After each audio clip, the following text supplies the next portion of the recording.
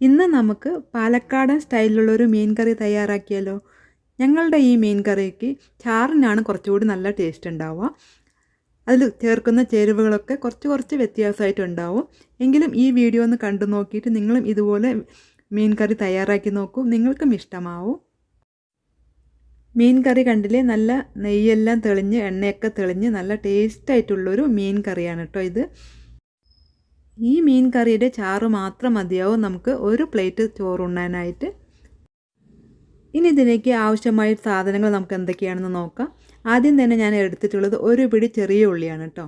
ഇത്രയും മതിയാവും. ഞാൻ ഒരു 1/2 കിലോ അളവിലാണ് ഈ മീൻ കറി തയ്യാറാക്കുന്നത്. അപ്പോൾ അതിന് വേണ്ടിയിട്ട് ഒരു പിടി ചെറിയ ഉള്ളി നമുക്ക് തൊണ്ടൊക്കെ കളഞ്ഞ് വൃത്തിയാക്കി വെക്കാം. പിന്നെ ഇതാ ഒരു ഇഞ്ചി കഷ്ണം എടുത്തിട്ടുണ്ട്, ഇതിൻ്റെ പകുതി മതിയാവും കേട്ടോ. പിന്നെ ഞാൻ ഇതിലേക്ക് എടുത്തിട്ടുള്ളത് 1 കപ്പ് തേങ്ങയാണ് കേട്ടോ. 1/2 മുറി തേങ്ങ ചിരവി എടുത്തിട്ടുള്ള തേങ്ങയാണത്. അപ്പോൾ ഇത് 1 കപ്പായി വന്നിട്ടുണ്ട് കേട്ടോ. ഇതിവിടെ ഇരിക്കട്ടെ. ഇനി നമുക്ക് ഒരു മീഡിയം സൈസ് തക്കാളി കൂടെ വേണം. നല്ല പഴുത്തിട്ടുള്ള തക്കാളി എടുക്കാനായിട്ട് ശ്രദ്ധിക്കുക. പിന്നെ 4 നല്ല എരിവുള്ള പച്ചമുളക് എടുക്കുക കേട്ടോ. 4 എണ്ണമാണ് ഞാനിവിടെ എടുത്തിട്ടുള്ളത്. നിങ്ങളുടെ എരിവിന് ആവശ്യമുള്ളത് നിങ്ങൾ എടുത്തോളൂ. പിന്നെ അതാ കറിവേപ്പിലയും കൂടി വെച്ചിട്ടുണ്ട്.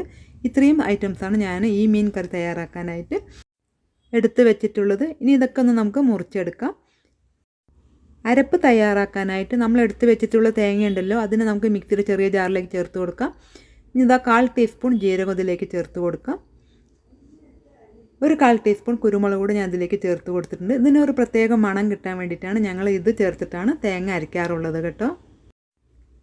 ഇനി നമുക്ക് തേങ്ങനതാ നല്ല മഷി പോലെ അങ്ങ് അരച്ചെടുക്കാം. നല്ല നൈസായിട്ട് തന്നെ അരച്ചെടുക്കാനായിട്ട് ശ്രദ്ധിക്കുക.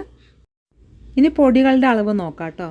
ഒരു പാത്രത്തിലേക്ക് നമുക്ക് 2 ടീസ്പൂൺ നല്ല എരിവുള്ള മുളക് പൊടിയാണ് ഞാൻ ആദ്യം ചേർത്ത് കൊടുത്തിട്ടുള്ളത്. പിന്നെ ഇതാ 1 ടീസ്പൂൺ കാശ്മീരി മുളക് പൊടി കൂടി ചേർത്ത് കൊടുക്കുന്നുണ്ട്, നല്ലൊരു കളറ് കിട്ടാൻ വേണ്ടിയിട്ടാണ് കേട്ടോ. വീട്ടിൽ തന്നെ ഒക്കെ പൊടിച്ചെടുത്ത മുളക് പൊടിയാണ് കേട്ടോ ഇതൊക്കെ. ഇനി അതിലേക്ക് 1/2 ടീസ്പൂൺ മഞ്ഞൾപ്പൊടി ചേർത്ത് കൊടുക്കാം. ഇനി നമുക്ക് 3 ടീസ്പൂൺ മല്ലിപ്പൊടി ചേർത്ത് കൊടുക്കാം.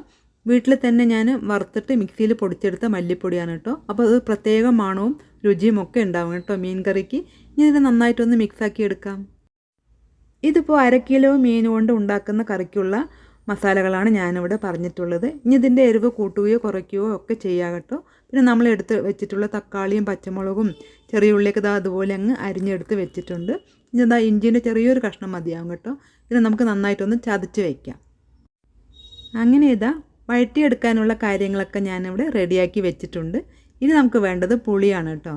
പുളി ഞാൻ വാളൻ പുളി ഉപയോഗിച്ചിട്ടാണ് ഈ മീൻ കറി ഉണ്ടാക്കുന്നത്. അതിനായിട്ട് ഒരു നെല്ലിക്ക വലുപ്പത്തിലുള്ള പുളിയാണ് ഞാൻ എടുത്തിട്ടുള്ളത്. ഇതിന് നമുക്ക് 1 കപ്പ് വെള്ളത്തിലേക്ക് ചേർത്ത് കൊടുത്തിട്ട് പുളിവെള്ളം നമുക്ക് പിഴിഞ്ഞെടുക്കാം. കറി വയ്ക്കാൻ ആവശ്യമുള്ള മീനൊക്കെ അവിടെ ഞാൻ കഴുകി വൃത്തിയാക്കി വെച്ചിട്ടുണ്ട്. മത്തി ഉപയോഗിച്ചിട്ടാണ് ഇന്ന് നമ്മൾ മീൻ കറി ഉണ്ടാക്കുന്നത്. 1/2 കിലോ മത്തിയാണ് കേട്ടോ ഇത്. നന്നായിട്ട് കഴുകിയ ശേഷം ഉപ്പ് വെള്ളമൊക്കെ ചേർത്ത് നല്ലപോലെ ഒന്ന് കഴുകിയെടുക്കുമ്പോൾ നല്ല ഇതുപോലെ അങ്ങ് വെട്ടിത്തിളങ്ങും കേട്ടോ. അപ്പോൾ അതിലൊരു മണവും ഒന്നും ഉണ്ടാവില്ല. ഇനി നമുക്ക് ചട്ടി വെച്ച് കൊടുക്കാം. ഏത് മീനായാലും ചട്ടിയിൽ തന്നെ തയ്യാറാക്കുമ്പോൾ ഒരു പ്രത്യേക ടേസ്റ്റാണ് കേട്ടോ. ഇനി നമുക്ക് അതിലേക്ക് വെളിച്ചെണ്ണ ചേർത്ത് കൊടുക്കാം. ഞാനിവിടെ 2 ടേബിൾ സ്പൂൺ വെളിച്ചെണ്ണയാണ് ഒഴിച്ചു കൊടുത്തിരിക്കുന്നത്. അതിലേക്ക് 1/2 ടീസ്പൂൺ കടുക് ചേർത്ത് കൊടുക്കാം. കടുകൊക്കെ ഒന്ന് പൊട്ടി വരട്ടെ. അങ്ങനെ ഇതാ കടുകൊക്കെ ഇവിടെ പൊട്ടി വന്നിട്ടുണ്ട്. ഇനി നമുക്ക് അതിലേക്ക് ഒരു 1/4 ടീസ്പൂൺ ഉലുവ ചേർത്ത് കൊടുക്കുന്നുണ്ട്. ഉലുവയൊന്നും കരിഞ്ഞു പോകരുത് കേട്ടോ. ഇനി അതിലേക്ക് നമ്മൾ അരിഞ്ഞു വെച്ചിട്ടുള്ള ചെറിയ ഉള്ളി ഉണ്ടല്ലോ, അതിനതിലേക്ക് അങ്ങ് ചേർത്ത് കൊടുക്കാം. എന്നിട്ട് ആവശ്യത്തിനുള്ള കറിവേപ്പില കൂടെ ചേർക്കാം. ഇത് നന്നായിട്ടൊന്ന് വഴറ്റിയെടുക്കാം കേട്ടോ.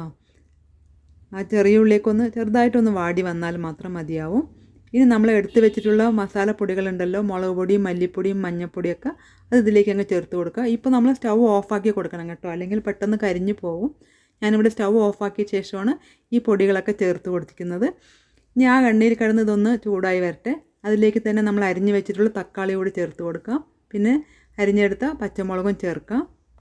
ചതച്ച് വെച്ചിട്ടുള്ള ഇഞ്ചി കൂടെ ഞാൻ ചേർത്ത് കൊടുക്കുന്നുണ്ട്.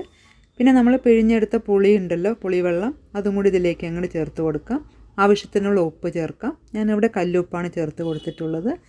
ഇനി നമുക്ക് സ്റ്റൗവ് കത്തിച്ച് കൊടുക്കാം കേട്ടോ. ഇതൊക്കെ ഒന്ന് നന്നായിട്ടൊന്ന് ഇളക്കിയ ശേഷം സ്റ്റൗവ് കത്തിച്ചിട്ട് മീഡിയം ഫ്ലെയിമിലിട്ടിട്ട് നമുക്ക് ഇതിനെ നന്നായിട്ടൊന്ന് തിളപ്പിച്ചെടുക്കാം കേട്ടോ. അടപ്പ് കൊണ്ട് നമുക്ക് അടച്ച് വെച്ച ശേഷം 5 മിനിറ്റ് കൊണ്ട് തന്നെ അത് തിളച്ച് വരും. 5 മിനിറ്റിന് ശേഷം എന്താ പുളിവെള്ളമൊക്കെ നന്നായിട്ട് തിളച്ച് വന്നിട്ടുണ്ട്. പുളിയൊക്കെ ഒന്ന് വേവണമല്ലോ.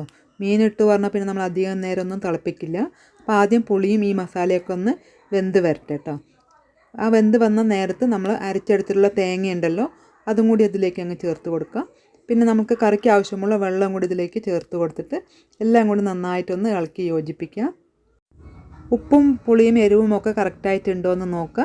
ഇനി നമ്മളിതിലേക്ക് ഒരു 1/4 ടീസ്പൂൺ ഉലുവ വറുത്ത് പൊടിച്ചതാണ് കേട്ടോ, അതും കൂടി ഇതിലേക്ക് അങ്ങ് ചേർത്ത് കൊടുക്കുന്നുണ്ട്. ഇനി നമുക്ക് ഇഷ്ടമുള്ളത്ര കറിവേപ്പിലയും ചേർത്ത് കൊടുക്കാം. അപ്പോൾ നല്ലൊരു മണം ഉണ്ടാവും. പിന്നെ നന്നായിട്ടൊന്ന് ഇളക്കി കൊടുക്കാം. മീഡിയം ഫ്ലെയിമിൽ ഇട്ട ശേഷം നമ്മൾ കഴുകി വൃത്തിയാക്കിയിട്ടുള്ള മീനുകളൊക്കെ അതിലേക്ക് പെറുക്കിയിട്ട് കൊടുക്കാം.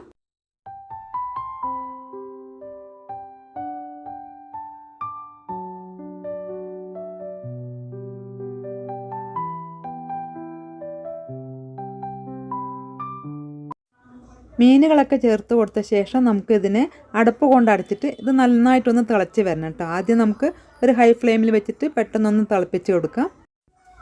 1 മിനിറ്റ് കൊണ്ട് തന്നെ അതാ നമ്മളുടെ കറി നന്നായിട്ട് തിളച്ച് വന്നിട്ടുണ്ട്. ഇനി നമുക്ക് ഒരിക്കലും കൂട്ടി വെക്കരുത് കേട്ടോ. ഇനി ലോ ഫ്ലെയിമിൽ ഇട്ടിട്ട് വേണം നമുക്ക് ഈ മീനിനെ കുക്ക് ചെയ്തെടുക്കാനായിട്ട്. അപ്പോൾ ലോ ഫ്ലെയിമിൽ ഇടുമ്പോൾ അതിൻ്റെ എണ്ണയൊക്കെ നന്നായിട്ട് തെളിഞ്ഞ് പിന്നെ മീനിലുള്ള നെയ്യൊക്കെ നമുക്ക് നന്നായിട്ട് തെളിഞ്ഞ് വരും. ഇനി നമുക്ക് അടപ്പ് കൊണ്ട് ഇതുപോലെ ഒന്ന് മൂടി വെച്ച് കൊടുക്കാം കേട്ടോ. ഇനി നമ്മൾ ലോ ഫ്ലെയിമിലാണ് ഇട്ടിട്ട് കൊടുത്തിരിക്കുന്നത്. 10 മിനിറ്റ് കഴിഞ്ഞ ശേഷം നമുക്ക് നോക്കാം. അങ്ങനെ നമ്മളുടെ കിടിലൻ ടേസ്റ്റായിട്ടുള്ള പാലക്കാടൻ സ്റ്റൈൽ മീൻ കറി ഇവിടെ തയ്യാറായിട്ടുണ്ട്. ഇനി നമുക്ക് സ്റ്റൗവൊക്കെ ഒന്ന് ഓഫാക്കി കൊടുക്കാം.